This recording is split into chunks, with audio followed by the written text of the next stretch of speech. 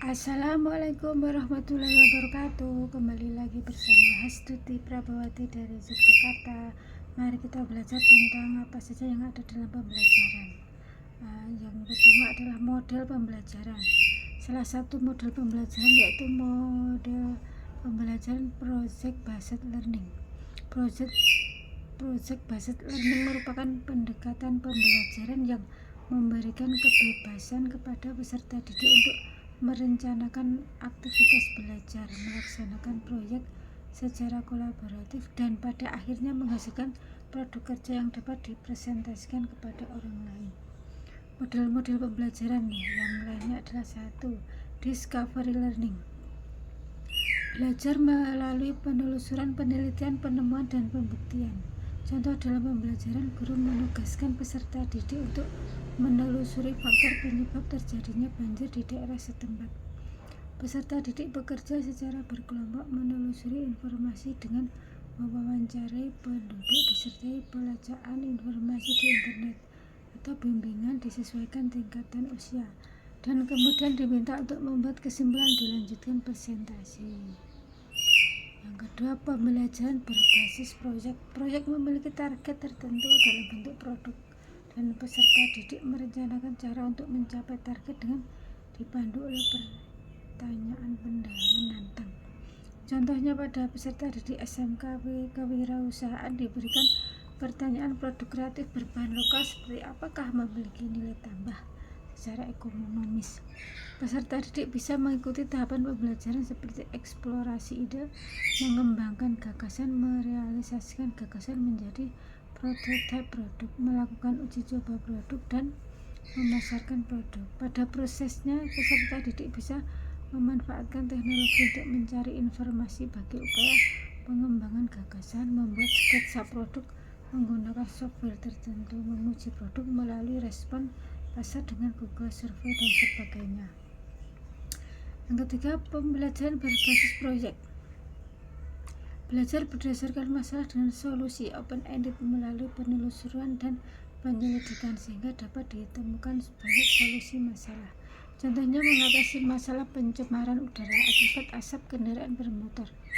Peserta didik bisa mengeksplorasi lingkungan, memanfaatkan sumber-sumber fisik diperkaya sumber-sumber digital, menggali pengalaman orang lain, atau contoh nyata penyelesaian masalah dari beragam sudut pandang. Peserta didik terlatih untuk menghasilkan gagasan baru. Kreatif, berpikir tingkat tinggi, kritis, berlatih komunikasi, berbagi, lebih terbuka, bersosialisasi dalam konteks pemecahan masalah. Yang keempat, belajar berdasarkan pengalaman sendiri atau self-directed learning atau SDL merupakan proses di mana inisiatif belajar dengan atau tanpa bantuan pihak lain dilakukan oleh peserta didik sendiri, mulai dari mendiagnosis kebutuhan belajar sendiri, merumuskan tujuan, mengidentifikasi sumber, memilih dan menjalankan strategi belajar, dan mengevaluasi belajarnya sendiri. Contoh, guru bisa membantu peserta didik mengidentifikasi kebutuhan belajar peserta didik atau mulai dari kemampuan apa yang ingin dikuasai. Misalnya ingin menguasai cara melukis menggunakan software CorelDRAW, maka guru bisa membantu peserta didiknya merumuskan tujuan-tujuan penting yang dapat membantu mencapai tujuannya.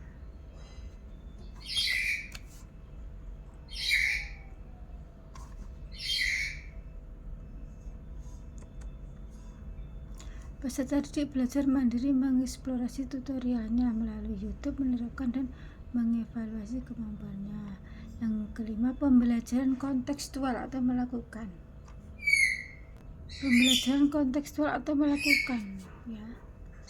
Maksudnya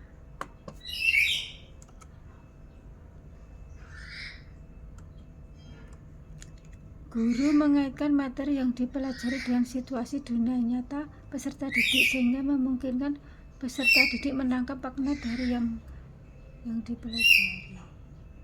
Mengkaitkan pengetahuan baru dengan pengetahuan. Guru mengaitkan materi yang dipelajari dengan situasi dunia nyata peserta didik sehingga memungkinkan peserta didik menangkap makna dari yang dipelajari.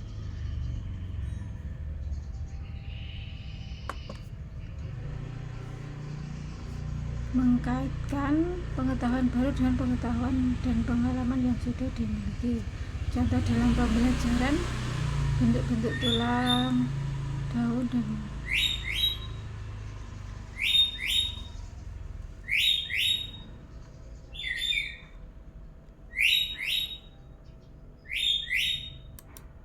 bentuk-bentuk tulang daun.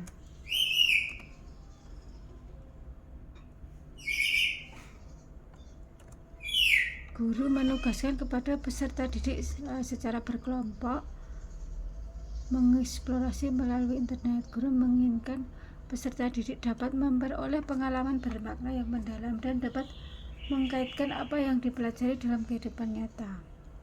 Pada PAUD dan SD, sekolah dasar kelas rendah, bisa saja peserta didik belum bisa membedakan secara nyata perbedaan kelenturan dan kekuatan tulang daun dari setiap bentuk yang berbeda, sehingga diperlukan pengalaman langsung. Bermain peran dan simulasi.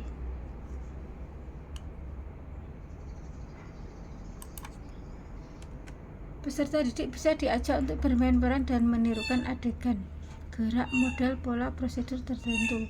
Misalnya seorang guru menggunakan tayangan video dari YouTube, peserta didik diminta mencermati alur cerita dan peran dari tokoh-tokoh yang ada, kemudian berlatih sesuai tokoh yang diperankan.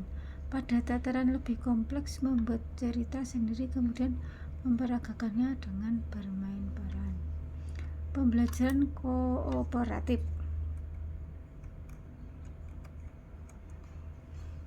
Pembelajaran kooperatif merupakan bentuk pembelajaran berdasarkan paham konstruktivistik. Peserta didik berkelompok kecil dengan tugas yang sama, saling bekerja sama dan membantu untuk mencapai tujuan bersama. Ada beberapa teknik cooperative learning yang akan dijelaskan, yaitu 4 teknik seperti yang dikembangkan oleh Robert Slavin tahun 1991, yaitu STAT, TGT, TAI, dan CIRC. Yang ke-8, pembelajaran kolaboratif.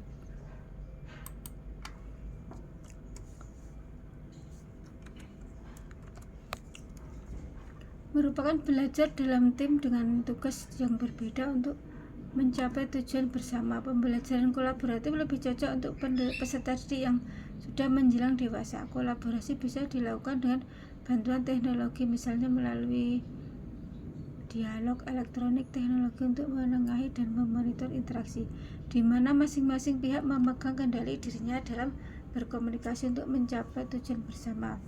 Fasilitasi bisa diberikan oleh guru, ketua kelompok, pelatih online maupun mentor.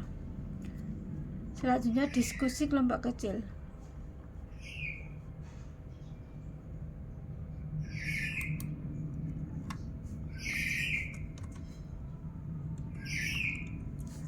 Diskusi kelompok kecil diorientasikan untuk berbagai pengetahuan dan pengalaman serta untuk melatih komunikasi kelompok kecil.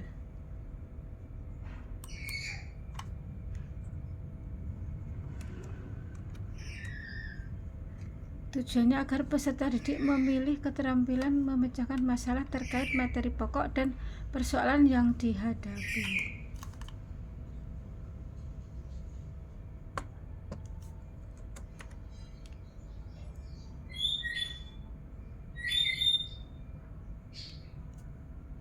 Persoalan di dalam kehidupan.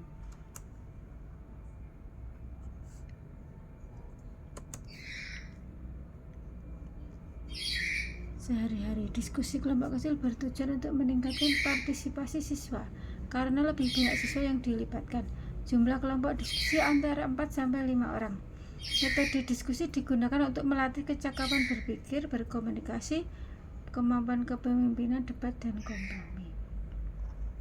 Selanjutnya adalah pendekatan dalam pembelajaran. Pendekatan pembelajaran adalah cara pandang guru yang digunakan untuk menciptakan lingkungan pendidikan yang kondusif sekaligus sebagai usaha untuk mencapai tujuan pembelajaran yang telah ditetapkan. Pendekatan pembelajaran menurut para ahli. Berikut ini pengertian pendekatan pembelajaran seperti Sanjaya. Pendekatan pembelajaran yang berpusat pada siswa menurunkan strategi pembelajaran discovery dan inquiry serta strategi pembelajaran induktif. Saifuddin Sagala.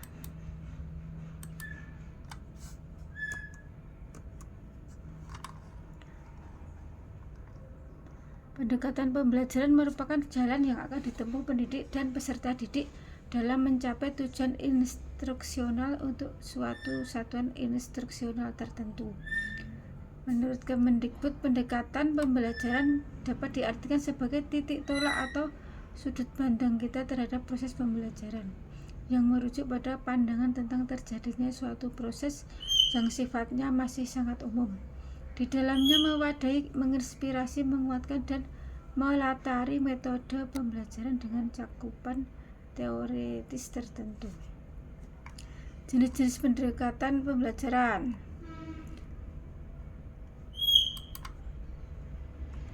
Guru dan siswa adalah variabel utama dalam kegiatan pembelajaran. Tanpa adanya guru atau siswa, maka kegiatan pembelajaran tidak dapat dilaksanakan.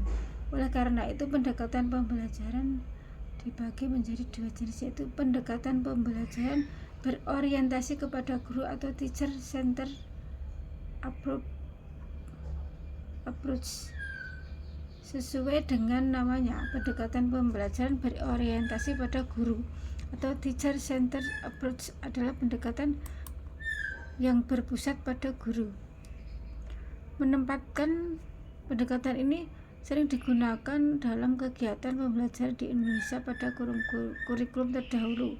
Ciri utama dari pendekatan ini adalah manajemen dan pengelolaan pembelajaran ditentukan oleh guru sepenuhnya. Siswa hanya melakukan aktivitas sesuai dengan petunjuk guru sehingga siswa cenderung pasif.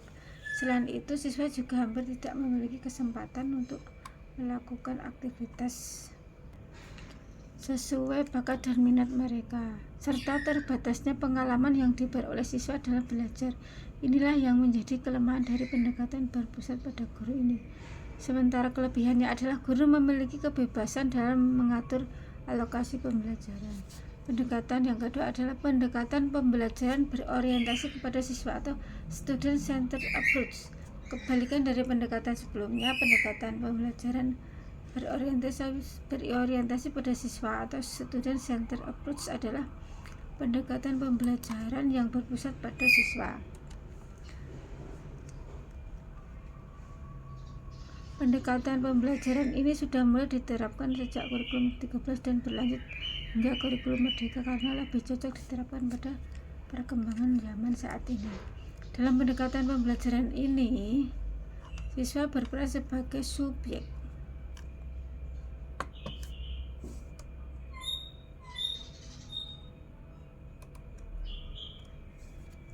Belajar sehingga dituntut untuk lebih aktif dalam kegiatan belajar. Pendekatan pembelajaran ini juga memberikan siswa kesempatan yang luas untuk melakukan aktivitas dan mengembangkan potensi diri yang sesuai dengan keinginannya. Sementara itu, guru berperan sebagai fasilitator dan pembimbing sehingga kegiatan belajar siswa menjadi lebih terarah. Sayangnya, pendekatan pembelajaran berorientasi pada siswa ini memiliki kelemahan dari segi alokasi waktu, di mana terjadi kurang efisien dan guru tidak dapat mengetahui kompetensi yang diharapkan serta tuntutan silabus yang untuk dipenuhi sesuai dengan waktu yang ditetapkan dalam kalender akademik. Macam-macam pendekatan pembelajaran. Yang pertama, pendekatan kontekstual merupakan pendekatan pembelajaran di mana guru berinisiatif sendiri untuk mengembangkan pembelajaran dengan cara menghubungkannya dengan lingkungan sehari-hari siswa. Guru dapat mendorong siswa untuk menghubungkan dan mempraktekkan pengetahuan yang dimiliki dalam kehidupan sehari-hari. Namun untuk menggunakan pendekatan kontekstual ini, guru mengajarkan kegunaan hakikat belajar dan cara untuk mencapai sebuah tujuan. Hal ini bertujuan agar siswa memahami apa yang dipelajarinya serta manfaatnya untuk kehidupan sehari-hari. Yang kedua, pendekatan konstruktivisme. Pendekatan konstruktivisme adalah pendekatan yang fokus pada keikutsertaan dan pengalaman langsung dalam aktivitas belajar. Pembelajaran dengan menggunakan pendekatan ini akan membuat siswa lebih aktif karena siswa lebih menekankan pada proses pencapaian pengetahuan tersebut, bukan hasilnya. Pendekatan deduktif. Pendekatan deduktif adalah pendekatan pembelajaran yang menekankan pada aktivitas berpikir dengan menggunakan logika agar dapat menyelesaikan masalah dan menarik kesimpulannya. Untuk menggunakan pendekatan ini, Bapak Ibu guru harus memiliki konsep, prinsip, dan aturan lengkap dengan definisi beserta contohnya yang akan digunakan bersama pendekatan deduktif. Guru juga harus menampilkan bukti-bukti yang dapat menolak atau menunjang kesimpulan. Yang keempat, pendekatan induktif. Selain deduktif, ada pendekatan induktif, yaitu guru bisa menerapkan pendekatan induktif sebagai pendekatan pembelajaran di kelas. Pendekatan ini adalah kebalikan dari pendekatan deduktif.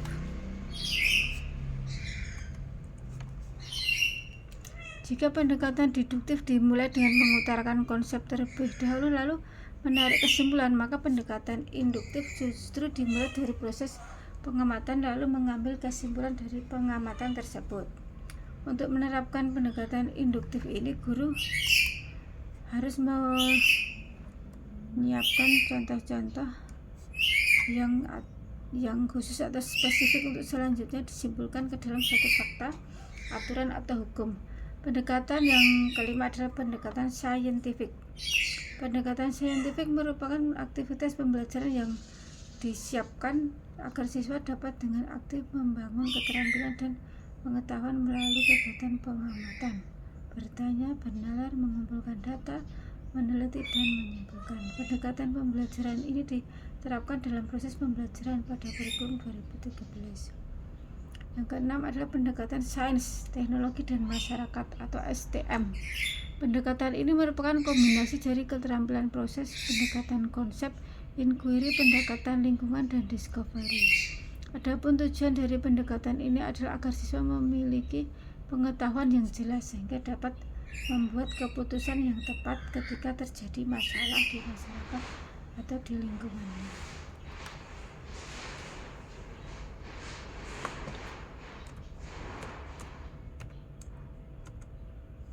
Pendekatan open-ended. Pendekatan open-ended adalah pendekatan belajar yang menyajikan suatu masalah yang dirancang agar memiliki beberapa jawaban yang benar. Tujuan utama dari pendekatan ini bukan untuk memperoleh jawaban, melainkan cara agar sampai pada jawaban. Pendekatan selanjutnya adalah pendekatan realistik. Pendekatan pembelajaran berikutnya berfokus pada permasalahan yang nyata dan realistik untuk siswa. Untuk menerapkan pendekatan ini harus menggunakan konsep atau situasi, model of, dan model for, dan hasil pemikiran siswa sendiri. Pada saat diterapkan, guru akan berperan sebagai pembimbing, sedangkan siswa akan melakukan pembelajaran secara mandiri dan aktif agar dapat berdiskusi dan mengelompokkan jawaban yang benar, serta memahami berbagai sudut pandang dari siswa lainnya. Kita lanjutkan ke yang selanjutnya ya.